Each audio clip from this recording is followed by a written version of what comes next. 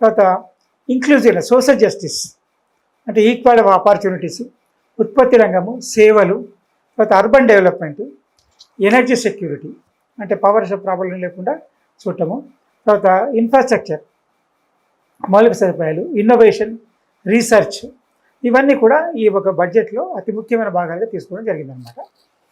దీని ప్రకారము మనకు ఎక్కువ మంది బడ్జెట్లో రాయడం జరిగింది. దాంట్లో ఫార్మ్ టు ఫోక్ ఎకానమీ అంటే రైతుల దగ్గర నుంచి వినియోగదారుడికి. ఫోక్ అంటే మనము స్పూన్ వాడతాం కదా, ఇది స్పూన్ అన్నమాట. ఫామ్ అంటే రైతు, వ్యవసాయ భూమి నుంచి అక్కడికి చేరే విధంగా మధ్యలో ఏమేమి ఉండాలి. ఏమవుతుంటే వ్యవసాయానికి వచ్చేసరికల్లా 7 to 8 మిడిల్ మెన్ ఉంటారు.